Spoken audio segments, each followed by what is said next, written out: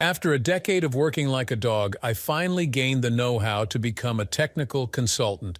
I developed a skill set that lets me find work for myself.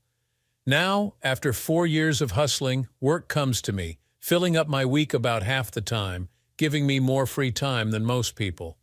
I spend that free time as a hobby, going to antique shops and flea markets, buying cheap and selling to dealers and on eBay. In the business, I'm called a picker. I have a lot of niche collectibles I follow, and one is old weapons of all sorts. Not so much guns, but rather edged weapons like knives, swords, and such. Craftsman-made weapons, powder horns, and other artisan-made guy stuff. I don't make huge money at it, but it's fun, all cash, and therefore untraceable to both the IRS and my wife. For my own collection, I like artisan-made weapons, mostly clubs, saps, and brass knuckles. Clubs are wooden, often carved or decorated as part of gang activities years ago. Saps look like short billy clubs but made of leather sacks filled with lead shot, flexibly attached to a handle. In use, they're about 12 inches long but folded. They fit comfortably in your pocket. More common are brass knuckles made by casting, welding, blacksmithing, or machining. Most knuckles were poorly made by lads in trade schools and such, but the valuable ones are works of art and rarely to be found. My wife works in a large office as an accountant. She's not so fond of the work, but likes her co-workers, and the sense of belonging to a larger organization. Over the 6 or 7 years she's worked for the firm, I've gotten to know quite a lot of them. As with all women, she has some good friends. Denise and Fiona, and supper-time conversation usually revolves around them and a wider circle of acquaintances, often settling on management's usually idiotic edicts. The first signs it was not remarkable when a new manager showed up and Martin Wolf entered our dinner conversation. He was 2 or 3 levels above my wife. It's a little hard to tell exactly where he sits in the organization because matrix management blurs the lines of who works for whom.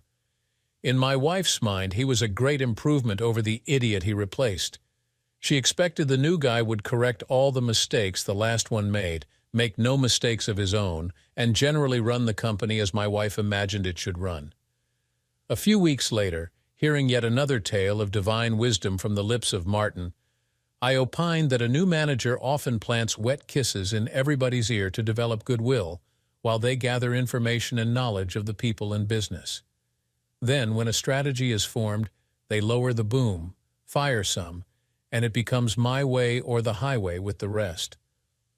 To my shock, Karen interrupted, went from idle conversation to shouting in 5 seconds. How dare I say such things about someone I never even met? Martin would never do that, never. I knew nothing and was undermining her confidence. To emphasize her outrage, she ground her napkin into her dinner plate and stormed into the bedroom, slamming the door behind her. Whiskey Tango Foxtrot radio code for what the dot. I hit a nerve. Oh well. In her retreat to the bedroom, she wouldn't suffer too much since she had just mopped her dinner plate clean with a piece of Irish soda bread. So, wifey likes Wolf a lot. She calmed down in a day or so, but in the weeks to come, Wolf got no mention whatsoever at dinner time. A few days later, we got a frightening call at midnight. Julia, the wife's best friend, was crying hysterically, begging us to come over immediately. Her husband Aaron had been assaulted on their doorstep and she was in danger. My wife relayed to me, "Tell her to call the police." "Aaron won't let her," she replied. "Tell her to do it anyway. They can get there quicker than we can." We were dressing in the car as I flew the 7 miles to their house. Julia and Karen stayed on the phone talking the whole while, lest the villain return. As we pulled into their driveway, Karen jumped out the door before the car stopped and damn near took the car door off as the car was stopping faster than she could. Aaron worked the second shift, got home at 11:30 as always, walked up to his back door when somebody jumped him and worked him over with a club or a bat. He was in agony, but insisted no police, no hospital.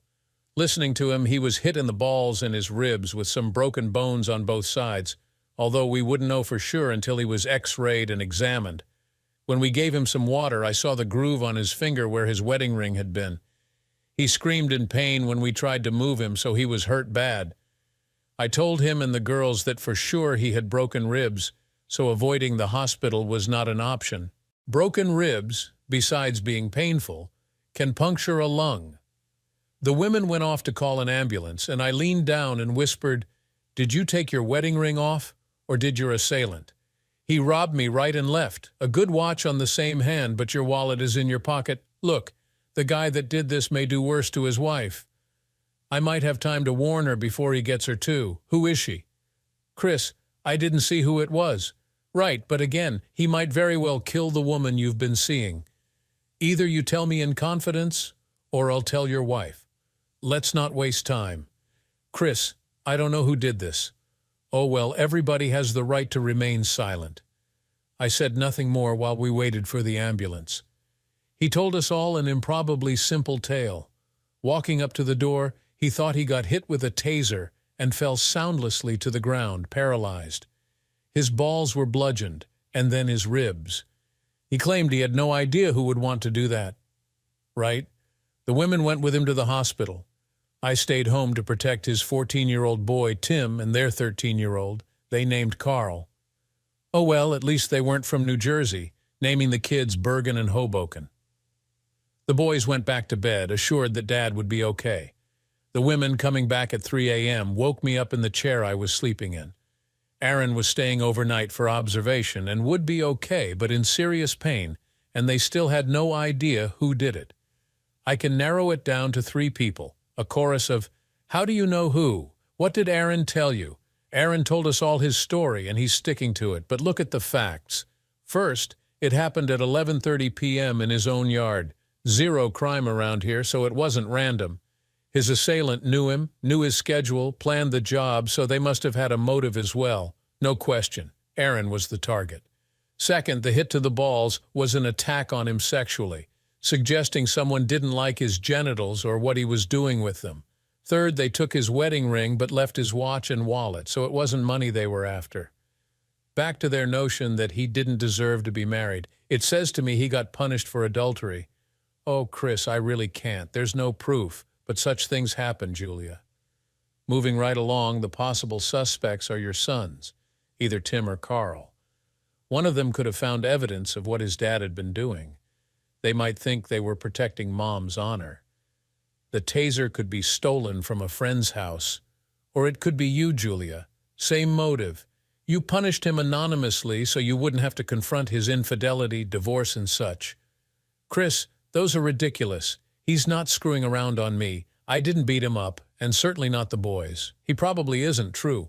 But I'm only pointing out both you and the boys had motive, means, and opportunity to do it. Most likely it's the husband of the woman he's been screwing. What I'm really afraid of is if the husband did this to him, the guy's wife may be in real danger. That's what I told Aaron, but he played dumb. Julia was near to tears. I can't believe it. He wouldn't. Of course, I don't know that he was unfaithful to you, but it's the most likely possibility. He denied it to me, but if it's true somewhere, a woman may be battered and even killed.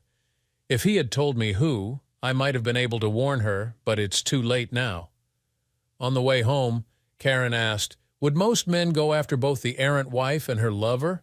Don't know about most men, but I tell you truly, if you screwed around on me, no question, I'm going after the guy like whoever got Aaron. I wouldn't kill them, but for damn sure they would feel the damage I'd inflict to the end of their days. Some men would attack their wife, but I personally wouldn't hit you or any woman for that matter. But I'd throw your ass out the door and make the divorce as miserable for you as I could. Why, were you thinking of getting a little strange? No, of course not. I was thinking of Julia and Aaron. Our lives returned to normal. Aaron's agony had nothing to do with us. One evening I asked, so how's Martin Wolf doing these days? Do you have much to do with him? Does he sit with you guys at lunch or anything? Since you so dislike Martin, I have chosen not to upset you by talking about him. Does that make you happy? No, it does not, and I'm glad you brought up the subject. For starters, it was you that got upset and had a fit, running to our room and leaving me with the dishes. I think we can assume he means much more to you than to me, and you're also correct that I've never met him. Secondly, as I recall the conversation some weeks ago, I was not accusing Martin of anything. I was mentioning my personal experience with new managers. My greatest concern here is your attitude. Hiding from me what goes on between you and Martin suggests there is a reason why you feel the need to hide your interactions with him. Of course, I'm intending the benign meaning of the word. Jesus, I'm not him. How dare you accuse me of that? Interactions in the sense of conversation or legitimate business. I admit I use the word to be provocative. A marriage is built on trust. I hold you to the same standards as I hold myself. You know my passwords. You see my telephone records. I have no secrets. I'm where I said I would be, doing what I said I would be doing, with whoever I said I was with, and always available by phone because I am not hiding anything. I expect the same from you. See, Chris, there you go again. Now you're accusing me of cheating. Keep this up and it might just happen. Let me tell you, you are not going to treat me this way. Karen, get off your high horse and have an honest discussion here. I have neither accused you nor suggested that you were cheating. The point I'm trying to make is that we have to tell each other the truth. Otherwise, little lies build up into big lies, and someday we find that lies are the stuff our marriage is built on. And by truth, I mean the whole truth. If you ask me who I went out to dinner with at the office, and I tell you Joey was with me, but don't mention the 2 women we met at the bar, then I have lied to you by omission. I deliberately misled you. If you later find out I lied about the supper, you might reasonably assume I lied to you to avoid more questions as to who these women were, and if I, God forbid, slept with one or both of them. Do you agree? I see no reason why I have to ask permission or even tell you who I see and what we talk about. You're being controlling and unreasonable here. It's only business. They're people I have to go out to lunch with, live with it. Keep this up, and our marriage is in trouble. No, you don't have to ask permission. You just need to mention it later. Geez, if we didn't talk about people we interacted with at work, what the hell would we talk about? Our marriage is in trouble right now. Married people do not put themselves in positions where there is doubt as to their fidelity. I need to hear it from you first. There is no reason to not mention before or after the fact who you lunch with and in general what you talked about, particularly when it's one-on-one with a man. And especially, well, look, let's call a spade a spade. You normally go out with peers, your cube mates. Bosses on high go out to lunch with their superiors and their immediate reports. Lots of business to talk about. In my admittedly limited experience, it is remarkable when a boss reaches down several levels and takes a person out to lunch with any frequency. There is not so much business to talk about. Different if he takes a group of you out, a one-time thing, sure. But if it becomes a frequent thing, not so good. You both should think of your reputation. Son of a this is something out of a Victorian novel. Think of my reputation. Give me a goddamn break. Business is not about sex, although it's apparently hard for you to believe that. Here's what I'll do. I'll go to lunch with whoever I please, thank you very much. However, I will tell you honestly when and with whom I go. I may even tell you what we talked about. Will that make you happy? It was all I asked for in the first place. Tell me the truth and do what you do in the open. If I find you lying to me, there will be hell to pay, as you can imagine. As it happened, a couple of nights later, the wife left her office laptop on with the email account open. I wondered if reading her mail might be like reading someone's diary. I rationalized that email is meant to be read by someone, although not me, so I read to my heart's content. It seems she and Martin were taking long lunches about once a week. Nothing to say it was improper, but Thursday was usually the day. I would be ready when the rubber hit the road. Their lunch spot was the Oakwood Hotel, nicknamed the Oak by locals before it was rehabbed. Like the proverbial lurking husband, I was in the lobby wearing a fake beard, a black suit my dad gave me, a muted tie, and, now don't laugh, added some tapered strips of black plastic to my eyeglass frames to make them look different. I also wore a fedora I bought at a junk store. I figured my wife wouldn't spot me unless she looked closely, and then, why would she? Oh, and I had a sap in my pocket. Figured I might as well try it out if my fears were realized. I was reading a newspaper when they came in holding hands. I had scoped out the bar and restaurant. The bar was very open and uninviting for secrets, so the restaurant was a better bet for seduction. Neither of them went to the hotel counter, so if anything was indeed on for the afternoon, he was already registered. I had a sandwich in the bar, as otherwise I'd look odd hanging around. I checked on them once during the meal. No messy kisses, just hand-holding above the table. Karen was obviously fascinated by Bozo. Her face had a slight flush and all smiles and laughter. I finished my lunch and went back to the lobby and read my paper. I was so engrossed in an article that if Karen hadn't laughed as she waited for the elevator, I would have missed them. As it was, they were standing with arms around each other in front of the elevator as the doors were opening. I went across the lobby as quickly as I could, planning to beat the crap out of him the moment the elevator doors closed. They paused to let some woman off the elevator, and I swept inside, beside and slightly behind them. He had his arm around her as he ushered my wife into the elevator. I was right behind her, just inches away. Of course, he saw me, but he had no idea who I was. We didn't make eye contact, so I doubt if he would have recognized me out of costume. I was prepared for a god-awful fight right there with loud howling and screams. What happened? Well, you could barely have choreographed it for a movie. Fortunately, my wife was all charged up thinking of her soon-to-be-filled glory hole, so she didn't even notice me getting into the elevator. He pivoted her around him so they both faced the door, and I easily stepped to the back wall behind them, keeping directly behind her. He hit 5 on the elevator panel and glanced at me. I held up 10 fingers. He hit 10 on the keypad. Karen was gushing about how exciting this was. He was trying to shush her. I got out my sap. He was a lot shorter than me. I think Karen was taller than him. Didn't seem fair what I was going to do. It wasn't even going to be a fair fight. I wasn't trying to prove I was the better man. I just wanted to pound the crap out of him. His hand reached down and grabbed the cheek of her ass. I stifled the impulse to nail him then and there. Now I realized that the elevator was very small. I was thinking maybe the hallway would be better for the attack. More room to maneuver, you know. As soon as the door started to open, I reached across and hit the door close button. They started out the door, her racing ahead, talking about pissing. I saw my chance and swung the sap, hitting him hard in the back of his head. It made no great noise and dropped him like a stone. Couldn't have done better if I had practiced. I half caught him as he collapsed and dragged him 2 steps back into the elevator just as the door closed, while my wife continued to babble about last one in the room and such nonsense. Bozo was out cold, lying on his back, his pants tented out a bit by a still stiff tool. A grim joy was upon me. 2 hard kicks to crush his balls, a 3rd kick to his pecker. As we passed the 6th floor, I pressed the button for floors 7, 8, and 9, as well as 11, 12, and 14. Hotels are superstitious about 13, so most don't have a 13th floor. I used the sap to hit his face a few times, taking out teeth and mashing his nose, and used his shirt to wipe the blood off it before I stuck it in my pocket. I straightened my tie, picked up my briefcase, and stood patiently for the door to open at the next floor. I was surprised that I felt no remorse for what I had done.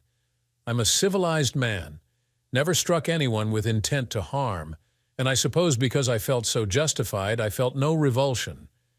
A couple of times the elevator doors opened at the upper floors. I panicked a bit for fear that someone would see what was happening and sound the alarm. When the door opened on the 8th floor, I was done with him, so I stepped out and let him continue his ascent. I hit the down button in a hurry to get the hell out of there. I would have done what I did even if my arrest was certain, but I had no intention of becoming a martyr. I was beset by tremors, shivering with adrenaline every 15 to 20 seconds, and the hardest thing was to wait outwardly calm for the elevator.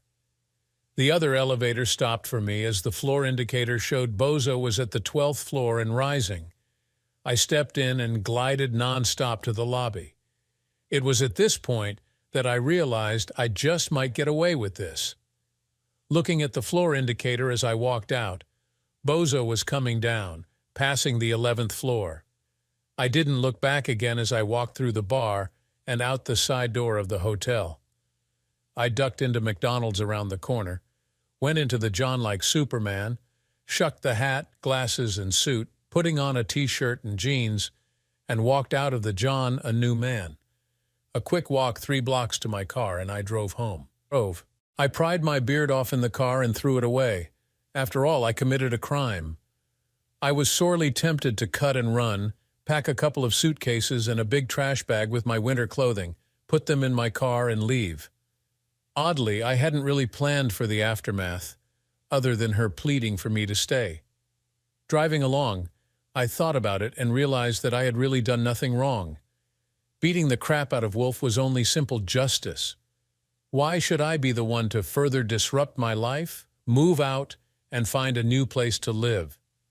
Besides, her mom lived across town, so it would be no great inconvenience for her to go there. So, to help her when I got home, I packed her into 2 suitcases with 3 trash bags for the bulky stuff, put them in the hall, and ordered pizza delivered. I canceled our credit cards using what little savings we had to pay them off. I opened a very good bottle of wine Karen had been saving for 2 years, waiting for a special occasion, which this certainly was. Had 3 glasses of it and felt much better. In fact, I was looking forward to the coming confrontation.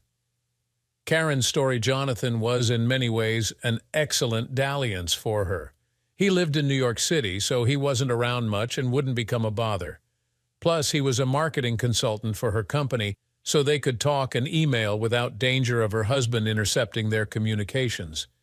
They were in phone contact daily anyway, and every couple of weeks or so, he came to their office for a day or two. He was slightly shorter than her, but very solidly built with a sparkling laugh. He had that fresh, scrubbed look, groomed impeccably. A bit of a head-turner he was. They had been flirting harmlessly for weeks and were in her cubicle analyzing a proposal her department made for business that was awarded to others. He was leaning over her shoulder as she was paging through the proposal on her computer, realizing with embarrassment just how bad, in the light of her new training, the thing was. She was wearing a blouse that was a bit low-cut for office wear, so when she glanced up, she saw he was staring at her tits and seeing more than she intended to display. "You nasty man, stop that!" She kept her voice down. He leaned down, his lips brushing her ear, making her shiver as he whispered, "Undo one more button for me." She paused, clutching her blouse to her breastbone. This was past flirting. No, not flirting at all. She knew what would happen if she did this. "Please," he added. She released her clutched blouse, made her decision, and with awkward fingertips undid one button. Green light meant go. He leaned over her, pointed to one corner of the computer screen, and said, "Show me what's down there." As she moved the mouse down there, he placed his other hand on her collarbone and slid it down. His hand continued marauding as it shed her modesty. "By any chance, do you think you could find a hard copy of this presentation in the file room?" Her voice shook a little. "There's probably one. It'll take a while to find it, but you can help me look." She wobbled a bit with a flushed face on the way to the file room. They locked the door. "Hope you're ready, Karen, because we don't have much time." "Jesus, I'm ready." She clutched him with an open-mouthed kiss. He returned it, but it was not what he wanted just at that moment. He turned her around, bent her over a chair, reached under her skirt, and pulled her granny panties to the floor. It was speed. They grabbed a proposal at random and went back into the main office, Karen detouring to the John for a better cleanup. Still exciting, though. It was fucking in the office, dangerously. On his next trip, she left work an hour early, and they fucked in his hotel room, her arriving home an hour late, not enough to elicit comment from her husband. Her only complaint with Jonathan was he was very controlling, always wanting her to lift this leg, move that way, and do this. He never developed a flow that carried and sustained the pleasure. She would have to mention that next time and be more proactive. Karen thought sex with Jonathan was the most exciting thing that had happened to her in as long as she could remember, even better than her trip to Disney World when she was 10. She had been anticipating this coming trip like a child does summer vacation. 2 weeks later, she was disappointed, thinking she wouldn't get a chance to be alone with Jonathan this week because they were taking her mother out for her birthday that night, and Martin had scheduled a lunch meeting with her and another person at the Oak Hotel the next day. Oh joy, when at the last minute Martin had to meet with clients in Baltimore and had postponed the lunch. Jonathan was going back home that evening and checked out of his hotel, So she had the bright idea of going halves and renting a hotel room that afternoon. So, she found herself happily sitting in the dining room of the Oak Hotel, gazing with besotted eyes at Jonathan. She was flushed with excitement, teased with excitement, squeezing her thighs together and wiggling around in her seat with embarrassment. She remembered her mom wisecracking such behavior was called twitchy. Everything Jonathan was saying seemed erotically charged to her, although if someone else were to overhear it, it would be rather vacuous banter as neither of them was quick-witted. Her hands were sweaty, and she kept sipping ice water so the cold glass would cool them and he wouldn't think them clammy. Not that he would have cared, he wasn't much focused on her hands, frankly. Lunch couldn't be over soon enough for either of them. After being so good all her life, always staying on the yellow brick road and never going into the dark woods, she felt so bad doing this, and it felt so good. It was funny that, like Little Red Riding Hood's mother, her husband was afraid of a wolf too. She giggled out loud because she had never thought of it before, but it was too funny. Jonathan's last name was Lamb. What's so funny, Karen? Surely it wasn't the Flyers game last night, which was what he had been blathering about. The waiter gave them the check. Jonathan signed it. Oh, my husband thinks Martin Wolf is trying to, or already is, sleeping with me, and of course he isn't. Never even hinted he was interested. So my husband's afraid of the wolf when it's a lamb that's after his hen.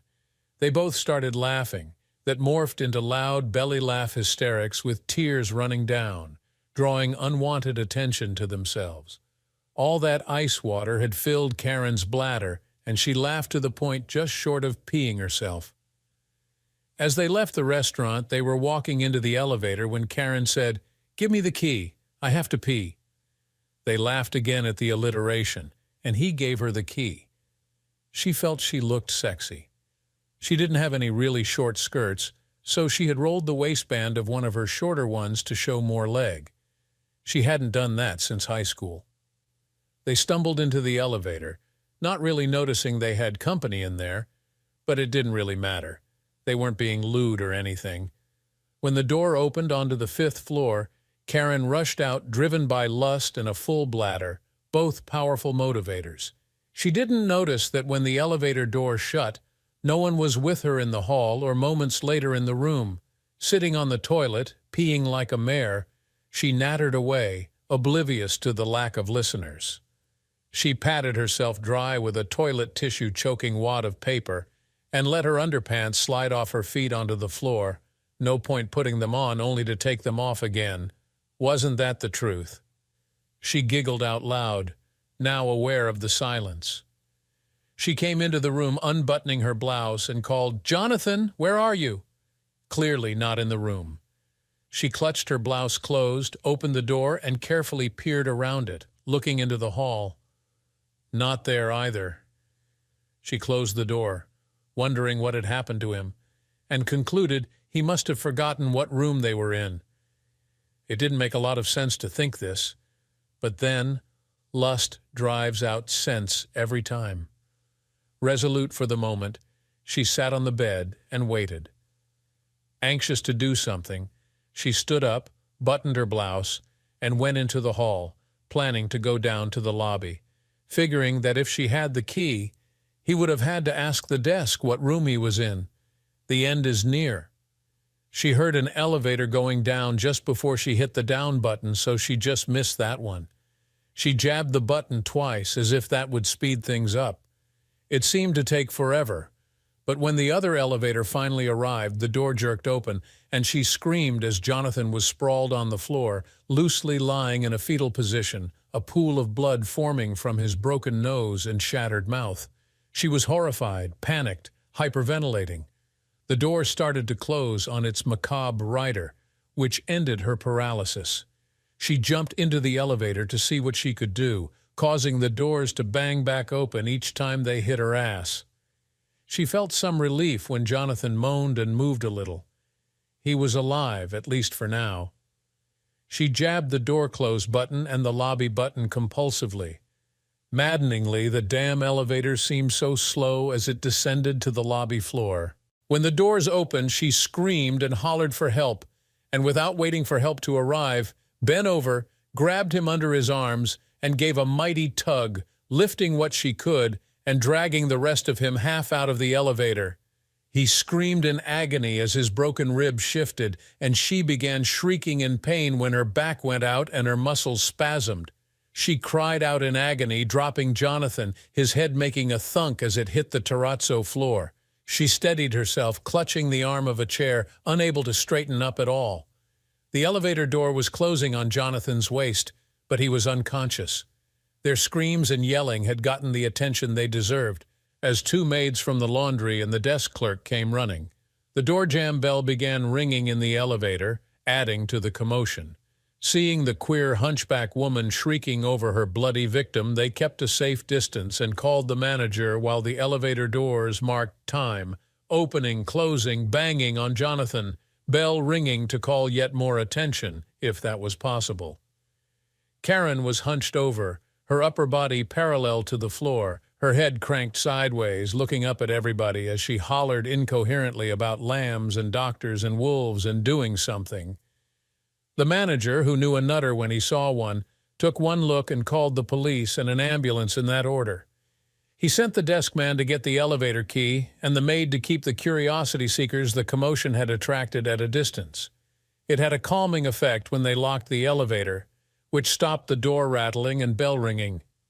Karen was mortally embarrassed to be caught in a hotel with her lover and realized it was likely that her reason for being there would come out, and once out, might somehow get back to Chris.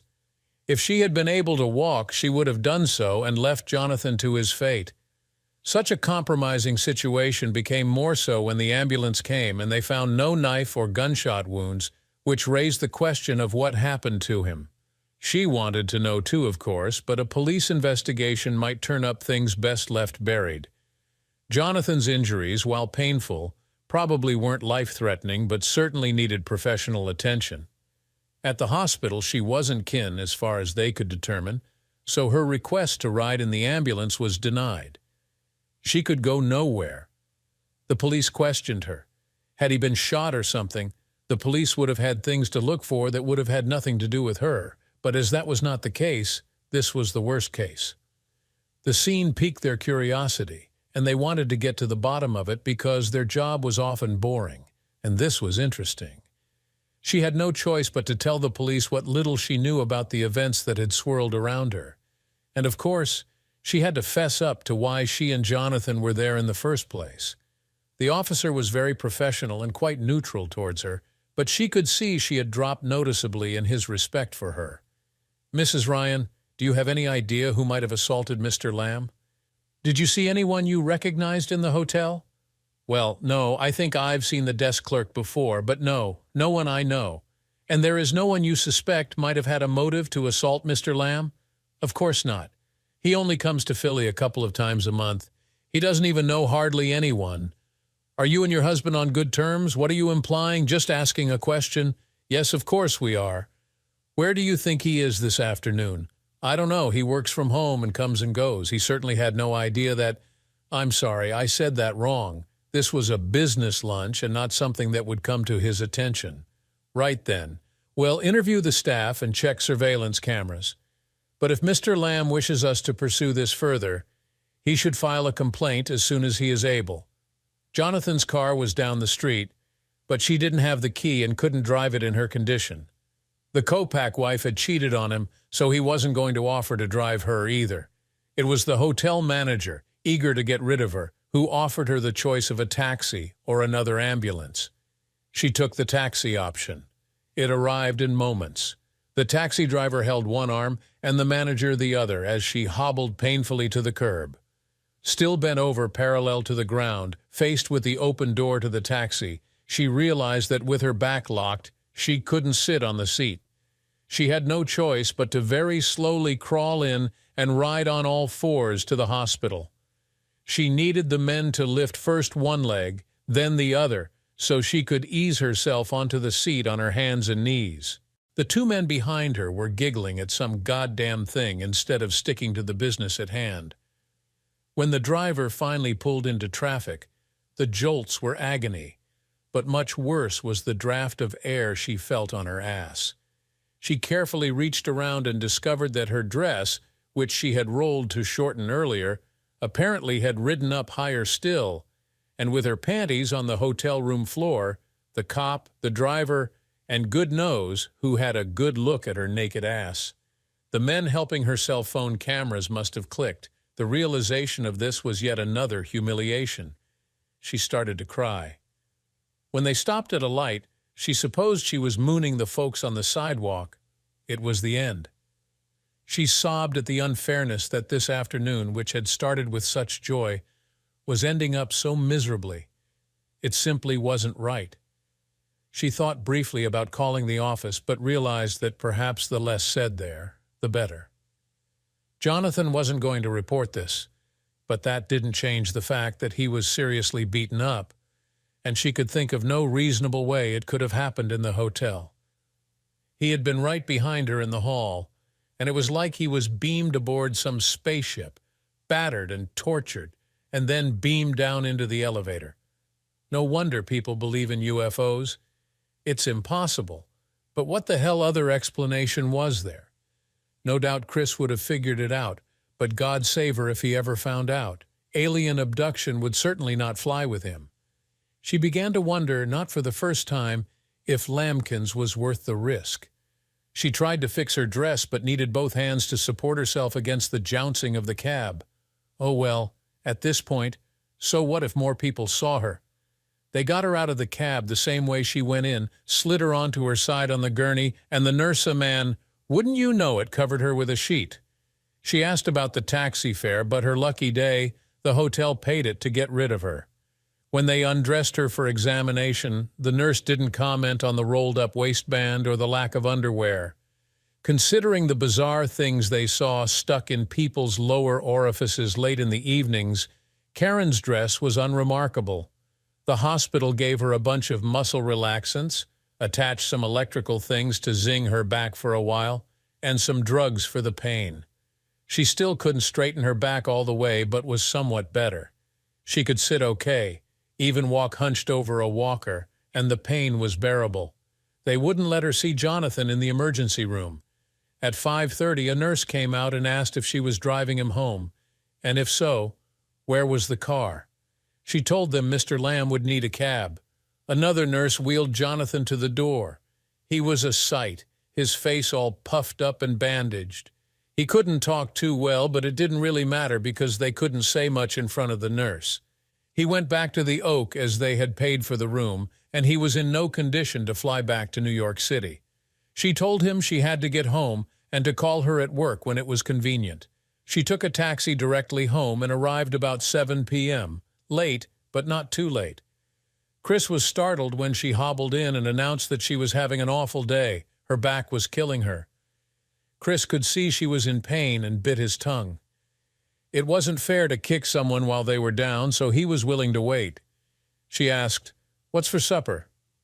He pointed to a box of cold pizza on the table and got up to put 2 slices in the microwave.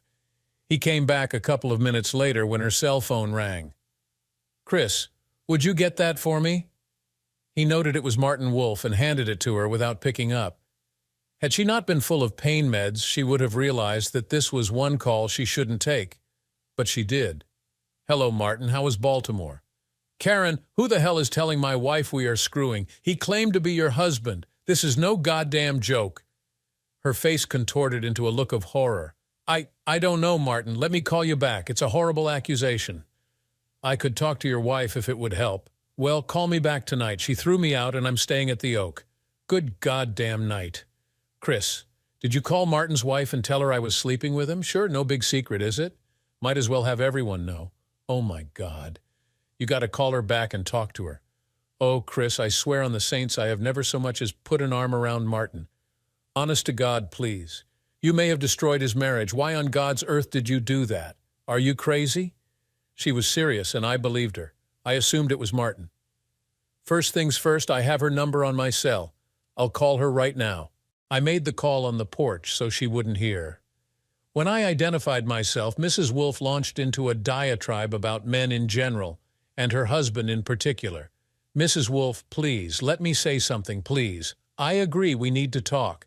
Now, this is important. I may have made a mistake. Could you describe what your husband looks like? There was a dead silence. What the fuck, you? You may have made a mistake? You may have made a mistake, you stinking bastard? What does the guy you think is screwing your wife look like? Blonde hair, trim, about 56, English accent, maybe Australian. Let me tell you what my husband looks like, you idiot. I'll tell you what he looks like. He's 240 pounds, 62, and he's coming after you, you whack job. The only guy in the company that I've met like that is a sometimes consultant, Jonathan Lamb, you bastard. No wonder your wife's cheating on you. May you rot in hell. The line went dead. Oh, she certainly reamed me a new one. Well, now I got a name. I came back into the house. How about that? It's really funny. All along I thought you were a wolf when it was really a lamb. I had a good laugh. She didn't crack a smile. No sense of humor. Don't worry about it, Karen. I've packed your stuff. Tomorrow you're moving in with your mother. You need to apply for new credit cards as I canceled our old ones. If you're lucky, Martin may let you keep your job. Might even take Lamb's place in your love life. Now you can sleep around as much as you like. Her mind was scrambling. Could Martin have known about her and Lamb? No, he couldn't. And neither could her husband. He was guessing. Chris, we need to talk. I didn't do anything. Sorry, I don't need to talk. You and me were history. You've been screwing Lamb for a few months now, and I'm through with you. Don't hate me. We can get past this. I love you. I don't hate you. But frankly, I am already past this. I forgive you if it makes you feel any better, but our marriage is over. Whatever else we might say, do you still love me? Not like I used to. And from now on, every day I'll be loving you less. Our marriage was struggling some before this, my fault as much as yours, so probably you putting an end to it in a grand flourish was not the big thing it might have been. I want to try to make it work better. You get on with life. I can forgive, but I won't forget. And if I stayed with you, I'd always wonder what you were doing and who was the father of my kids. Don't want to live that way. We had little more to say after that. There was no begging and pleading by her or me. We're still friends, but nothing more. About a year later, I came across her at a coffee shop. She now works for Jonathan's consulting company, and for all I know, still screwing him. Not my worry. After a bit of chit-chat, she blurted out, I want to thank you for not beating the crap out of Jonathan. What?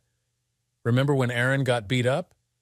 You said if I ever cheated, you'd throw me out and go after the guy I was seeing. You were kind enough to not go after him, so I thought I would thank you for your restraint. Karen, you really are dumb as a post. The night you screwed up your back, what did your little lambkins look like when you last saw him that day? Her jaw dropped and her eyes bulged. You? The look on her face was priceless. Yes, me. Who else did you think would do it? I told you I wouldn't kill the guy, but I never said I wouldn't teach him a lesson. Karen was speechless, her face a mix of shock and realization. She had no idea what to say. I can't believe you did that, Chris. How could you? Simple. You hurt me. You betrayed me. And I made sure he knew he couldn't get away with it. Maybe next time he'll think twice before screwing another man's wife.